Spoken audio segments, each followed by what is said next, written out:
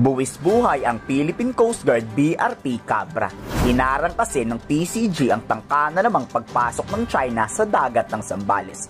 Naka full throttle pa ang China Coast Guard at dire-diretso to. Ang kaso, palakasan ng loob, tila hinamon pa ng PCG, sige banggain nyo kami. Hindi namin kayo lulubayan. Pag lumubog barko ng PCG, pagsisisihan nyo yan. Natakot naman ang China at naging matagumpay ang pagharang ng BRT Cabra. Tingin nyo bakit hindi tayo binangga ng China? Lagi naman nilang ginagawa to. Andyan pa rin kasi ang US Navy aircraft carrier. Nasa paligid lang. At once na may lumubog ang barko ng PCG dyan could trigger Mutual Defense Treaty. Agad yang papasabugin ng US. At yan ang kinakatakot ng Chinese Coast Guard. You do not possess any legal authority to patrol inside the Philippine Exclusive Economic Zone. You are directed to depart immediately and notify us your intention. Your illegal activity will be reported to the higher authorities over. Hindi makaporma ang China.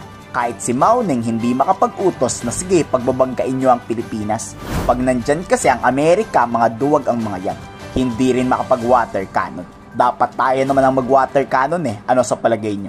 Hindi yung harang lang tayo ng harang. Dapat bombahin din natin sila ng tubig nang makaganti man lang. Inakusahan tuloy ni Mao Ning ang PCG na nagyayabang porket nandyan ang Amerika sa West Philippine Sea. U.S. Secretary of State Marco Rubio had a call yesterday with his Philippines counterpart Enrique Manalo. A State Department spokesperson said that Rubio underscored the United States' ironclad commitments to the Philippines under the country's Mutual Defense Treaty, and that the two also discussed Beijing's, quote, dangerous and destabilizing actions in the South China Sea. Does the Foreign Ministry have a reaction to this call? China's activities in relevant waters are legitimate, lawful, and beyond reproach. U.S. is not a party to the South China Sea issue and has no right to interfere in the maritime issues between China and Philippines. The military cooperation between U.S. and Philippines should not undermine China's sovereignty and maritime rights and interests in the South China Sea, nor should it be used to support illegal claims of the Philippines. We will continue to take necessary measures, safeguard our territorial sovereignty and maritime rights and interests, and uphold peace and stability in the South China Sea.